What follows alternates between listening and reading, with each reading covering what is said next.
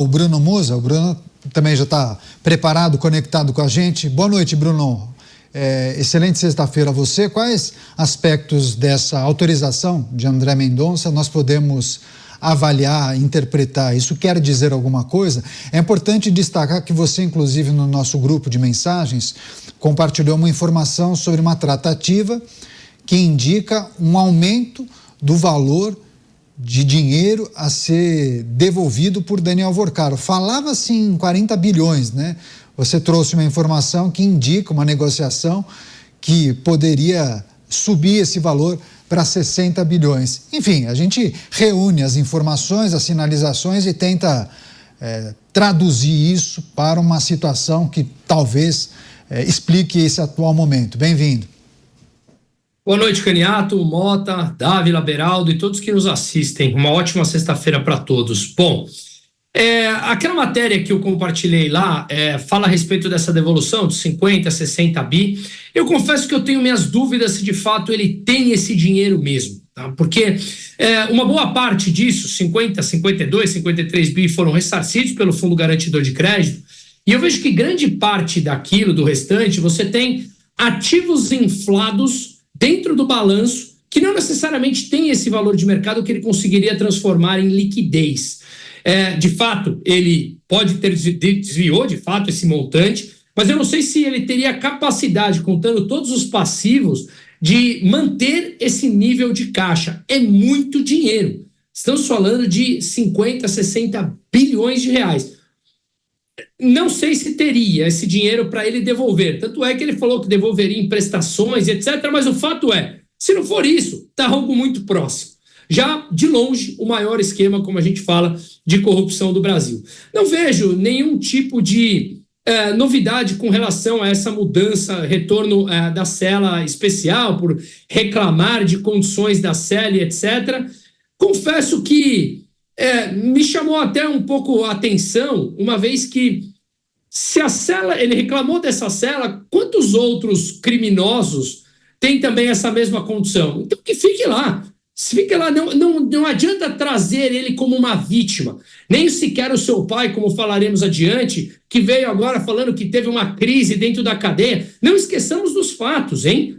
Não esqueçamos dos fatos. São bilhões de brasileiros que ele lesou, são bilhões em dinheiro de aposentados e velhinhos que estão pagando essa conta mais uma vez. Todos nós, pagadores de impostos da sociedade, pagando a conta por essa corrupção bizarra que atingiu todos os poderes, regras que foram redefinidas por burocratas que impactam as nossas vidas diretamente. Então, antes de imaginar que uma pessoa está numa cela fria ou que teve algum ataque porque não aguenta ficar lá dentro, cuidado, vamos pensar em quem foi lesado aqui fora, que talvez não tenham condições de ter esse dinheiro mais uma vez. Veja, ontem eu estava falando com uma cliente nova minha, da parte de investimentos, que ela foi vendido para ela 4 milhões de reais, Caniato, em letras financeiras do BRB, um banco público que fraudou absolutamente tudo isso. Mas se ela tem esse dinheiro, não importa, é dela, ela ganhou trabalhando. E ela confiou e colocou num banco, ok, não deveria ter confiado tal valor, são outros problemas. Mas ela colocou e perdeu porque é um banco que foi fraudado. Então, isso tem que ser levado em conta. Colocar as vítimas como elas são as pessoas trabalhadoras aqui que sofreram nas mãos desse grupo criminoso que agora está preso e está pleiteando novas decisões e tentando sair ileso disso tudo. Pois é, daqui a pouco a gente vai trazer com a nossa reportagem as informações referentes à troca de advogado. O Dávila até mencionou rapidamente, daqui a pouco a gente vai trazer os detalhes a respeito da saída de um advogado e o que isso pode mexer com esse processo de negociação e fechamento de um acordo de delação. O Roberto Mota agora já está preparado, a postos lá no Rio de Janeiro para conversar com a gente. Mota, seja bem-vindo, uma ótima noite a você. Mota, queria também que você analisasse essa situação, porque alguns veículos, alguns analistas de política acabam tratando essas decisões da justiça de sai de uma cela, vai para outra, vai para Papuda, vai para Papudinha, cela especial, como se isso fosse um indicativo de que está próximo de fechar a delação. Não tem nada a ver, né? Eu espero sinceramente que não, Caniato. Boa noite a você, boa noite meus colegas de bancada. Boa noite à nossa audiência. Eu não tenho a menor ideia do que está acontecendo. A gente tem esses flashes de informação e tenta, baseado neles, concluir alguma coisa. Eu acho improvável que a mudança de cela tenha alguma coisa a ver com o processo de delação. Esse processo todo, na verdade, ele é complicado e é completamente obscuro para quem está aqui do lado de fora.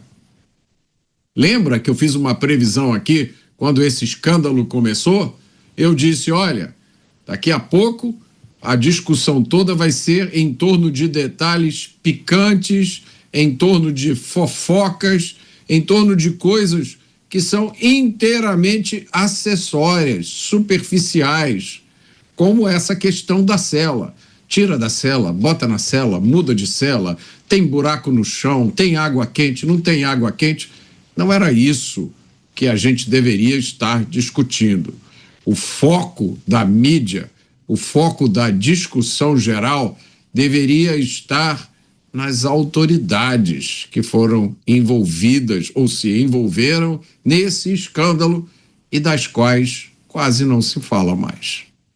Pois é, André Mendonça, que é o relator do caso no Supremo Tribunal Federal, autorizando o retorno de Daniel Worcaro à cela especial. Essa mudança aconteceu justamente depois que reclamações foram formalizadas pelos advogados do banqueiro, indicando que não haveria condição, o banqueiro não estava conseguindo fazer suas atividades, enfim, não havia o mínimo de condição de ele permanecer ali. Deixa eu chamar agora o Cristiano Beraldo, também está com a gente. O Beraldo vai trazer suas impressões a respeito de mais uma rodada de informações. Daqui a pouco a gente tem o destaque relacionado à troca do advogado, mas tem esse índice cela, né, Beraldo? Porque muitas vezes trocou de cela, poxa, está próximo de fechar uma delação. Ah, foi rebaixado de cela, foi para uma cela pior e não deu certo, vai ficar por lá por muito tempo. É estranho, né? Mas parece que muitos fazem essa conexão, essa ligação, mas a gente está sem saber o que de fato está acontecendo. Claro, a gente vai trazer a informação daqui a pouco do advogado, mas o fato é, o tempo, a ampulheta foi virada, a areia está correndo e nada de delação. Alguma coisa está acontecendo e talvez não seja boa para Daniel Worcaro. Pois é, Caniato, estão fazendo como muito costumeiramente se faz no Brasil, do exercício da força policial, do exercício do poder judiciário, um circo, que no final corre um grande risco de não produzir os efeitos que nós, a população brasileira, gostaríamos que produzisse. Boa noite a você, boa noite ao Dávila, ao Musa, ao Mota e boa noite à audiência que prestigia diariamente os Pingos nos Is. Caniato, não faz sentido, não é razoável existir um preso, seja ele quem for, mas especialmente esse preso de grande repercussão, todas ali os veículos de imprensa monitorando e tal, e não tem muito que justifique, porque não é a primeira vez que um figurão desse vai em cana. E aí põe numa cela A, põe num presídio B, primeiro pegaram e colocaram num presídio federal, quer dizer, tanto traficante, tanta gente barra pesada do crime organizado, desse que assola o país nas ruas, que deveria estar num presídio federal, mas continua nos presídios normais, em que ali eles vão usando as Deolane da vida para dar ali as ordens, enfim. E aí o Daniel Worcaro, ele tem prioridade. Isso me chama atenção porque no ano passado, quando houve aquela operação em que a polícia do Rio de Janeiro eliminou mais de 100 criminosos e prendeu outros tantos, o governo federal regulou vaga em presídio. Não, presídio federal não. Vocês prenderam, acho que era 20 e poucos. O governo falou que tinha 11 vagas. Quer dizer, faz sentido uma coisa dessa? Aí pro Daniel Worcaro tem. Gente que nunca imaginou em cana, coloca ele em qualquer lugar que ele já vai tremer igual vara verde. E aí coloca ele, aí pega, põe aqui, depois tira, põe no outro, leva para Brasília, aí vai para Papudim, aí vai para sala de Estado Maior, aí depois vai para cela comum, aí agora vai para não sei aonde. E a gente pagando. Quer dizer, eles não sabem onde tem que colocar um preso. É um preso. Ah, mas era banqueiro, é um preso. Não representa um risco, até porque agora o sicário já morreu, não representa um risco, não vai matar ninguém na prisão. Qualquer lugar que você colocar ele e ele fique, já é de bom tamanho. Mas vai negociar a delação. Os advogados vão lá, faz o trabalho que tem que fazer. A promotoria vai lá, eu não sei como é que funciona essa dinâmica dos contatos com o preso. Me parece que o trabalho maior é dos advogados com o cliente. E aí vira esse circo. E o que isso parece, Caniato? Parece o uso dessas movimentações, né? Vazar aquela foto, ele de chinelinho, cabecinha baixa e tal, que é o processo desse terror psicológico, né? Porque aí divulga aquela imagem, sujeito lá de sandália sendo conduzido, cabecinha baixa, mãozinha para trás, algemado, aí eles vazam aquilo. Aí aquilo chega, obviamente, na mãe dele, na família, nos filhos. Aí, a família fica louca, aí vai e faz uma tormenta na cabeça do sujeito. Me desculpa, isso não é processo judicial.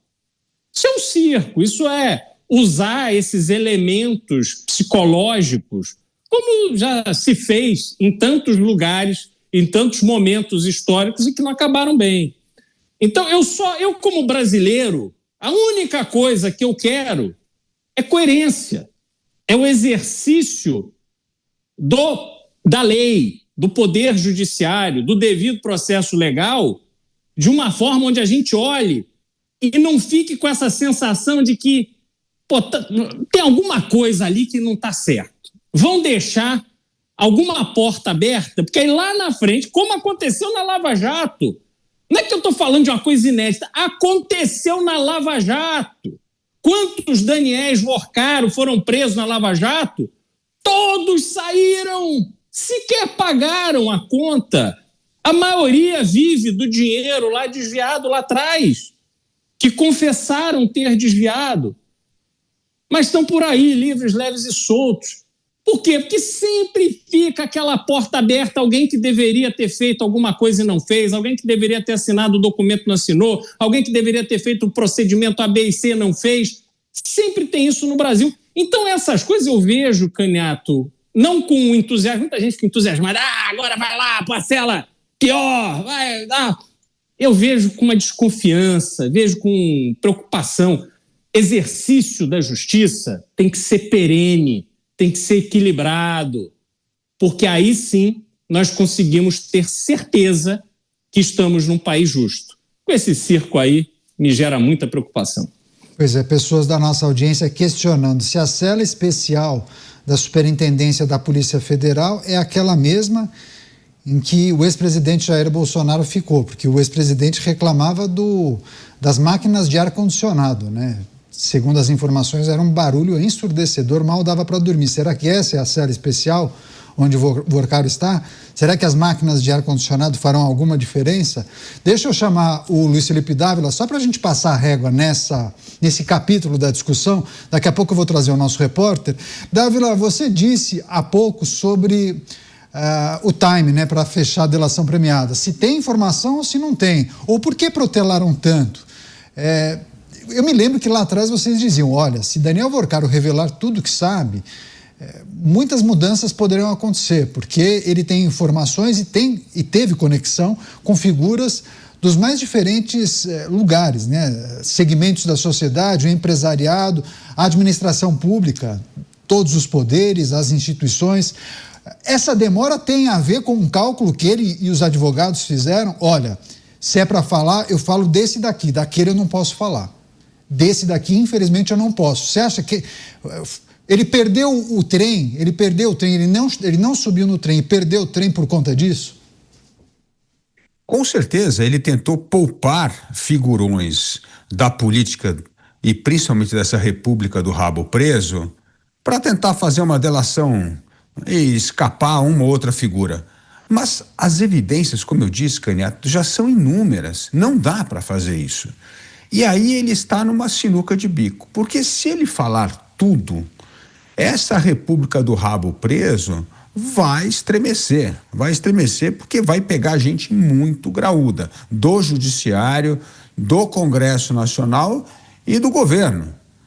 O problema é se esta delação, que seria a delação do fim do mundo da República do Rabo Preso, seria aceita ou se criaria tanto constrangimento para o relator André Mendonça ou para a Procuradoria-Geral da República, que amanhã o Procurador-Geral da República diz, não, é melhor não aceitar essa denúncia, porque isso aqui vai colocar muita gente em risco. Aliás, vários padrinhos do próprio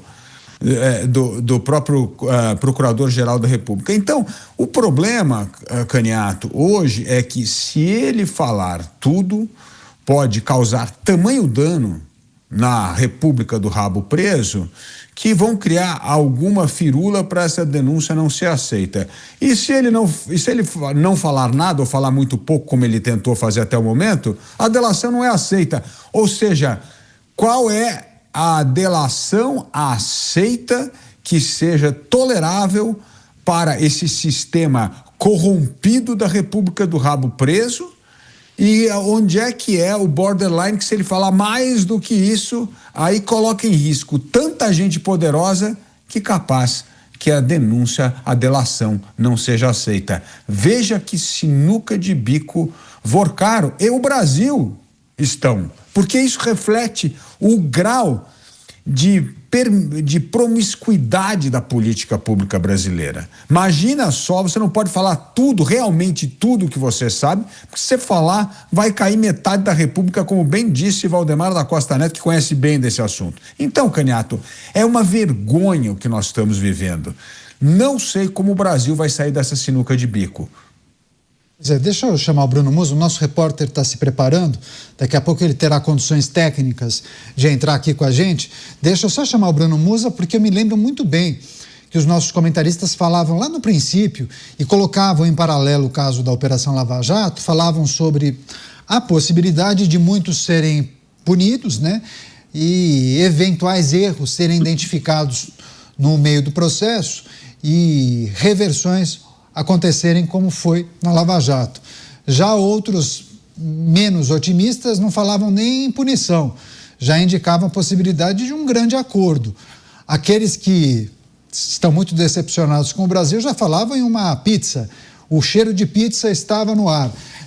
Mussa, quando a gente observa algumas sinalizações e algumas demoras em coisas que estavam mais ou menos desenhadas, você fica com essa desconfiança de que um grande acordo vai acontecer, ou de que as punições não ocorrerão, ou de que talvez, mais uma vez, nos deparemos com um cenário de pizza, uma grande fraude, um grande escândalo que acaba dando em pizza?